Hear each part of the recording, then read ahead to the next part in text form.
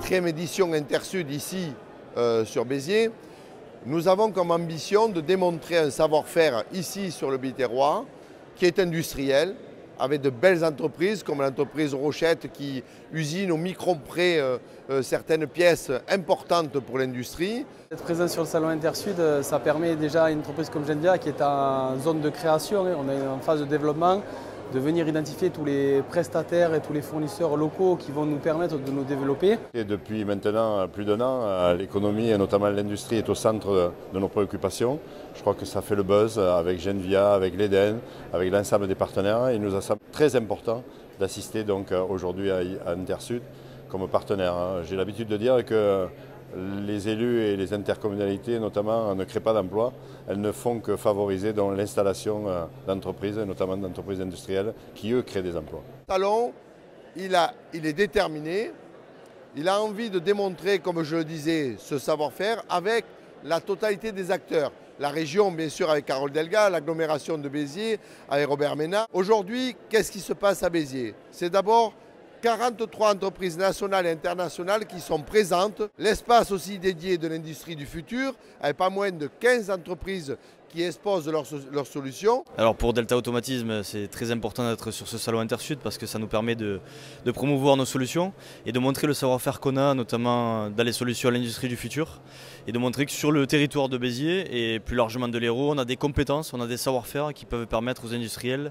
de répondre à leurs problématiques qu'ils rencontrent tous les jours et de les aider en leur apportant des solutions techniques. On a cette année rajouté un endroit sur le numérique qui fait plus de 700 mètres carrés et on a rajouté aussi cette année un pôle qui est le pôle formation pour montrer aux étudiants, aux rechercheurs d'emploi qu'ici on peut être formé et on peut trouver derrière un emploi sur le territoire de l'Ouest Hérault. Cette réindustrialisation qu'on voit sur nos territoires et surtout ici dans notre bassin, on va dire, héroltais, elle est nécessaire et elle est nécessaire aussi d'avoir des gens qualifiés, des gens compétents ou des gens en devenir. C'est-à-dire qu'aussi les industries ou les activités, même nous-mêmes, nous recrutons des alternants, des apprentis pour justement offrir les compétences et les talents pour les métiers de demain. Ce que j'ai trouvé, c'est des entreprises qui recherchaient des alternants. Déjà, c'est un point intéressant parce que moi, je recherchais une alternance. J'ai discuté avec énormément d'entreprises depuis ce matin.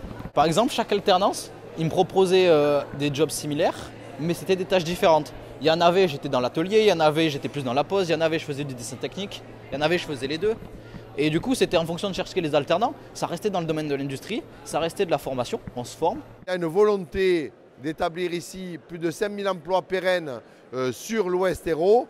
Donc ici, c'est un territoire d'industrie. Le but de ces salons, c'est de mettre en lumière les entreprises et la diversité des entreprises de notre secteur et du secteur industriel en particulier. Mais il faut savoir que vraiment le Biterrois a un tissu d'entreprises de qualité qui est vraiment important depuis fort longtemps. La seule chose, c'est que il faut bien qu'il se développe et qu'on le fasse savoir. Et ça, je crois que c'est un des intérêts de ce salon. Il y a un savoir-faire qui est ici et on est pour les circuits courts. Et ce savoir-faire existe, il faut le démontrer, il faut le mettre en avant.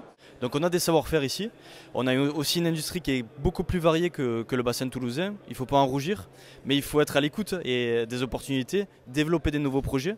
Je pense notamment à Genvia et plus largement à l'Eden qui est en train de se mettre en place sur le Biterrois. C'est autant de sujets qu'il faut défendre pour nous permettre de continuer à croître et en plus en le faisant de façon vertueuse. J'ai pu faire partie ce matin de la table ronde là pour discuter de cet écosystème Eden. Eden, on en parle, c'est écosystème durable et énergie naturelle. Donc chez Genvia, moi à mon niveau, au niveau de la supply chain, j'ai également intégré le collectif César, qui est cette fameuse initiative de la CCI Hérault, avec l'ADEME, la région Occitanie et le club stratégie achat, qui est vraiment de travailler sur une politique d'achat responsable avec un développement très local sur nos prestataires et nos fournisseurs. Nous espérons tous que Genvia viendra s'installer dans le Biterrois. Elle est déjà installée, et par contre qu'elle puisse s'installer durablement et surtout irriguer notre territoire. On démarre cette année une phase de sourcing, de savoir quelles sont les catégories d'achat, quelles sont les prestations que l'on va devoir sous-traiter, que l'on va devoir utiliser à l'extérieur. Et ce qu'on va essayer de faire en soutien de la CCI et de la région Occitanie, c'est d'identifier toutes celles qui ne sont pas proches du territoire pour essayer de les faire venir quelque part à côté de Genvia. Le premier Intersud, il y avait à peu près les carnets de commandes qui étaient de l'ordre de 300 à 400 000 euros. Le dernier Intersud, le troisième, c'était plus de 3,5 millions dans le carnet des commandes. Nous espérons cette année dépasser les 4 millions d'euros. C'est cela, Intersud, démontrer les savoir-faire dans le Biterrois au niveau industriel. Il faut que l'on travaille sur nos territoires pour démontrer la totalité de nos savoir-faire.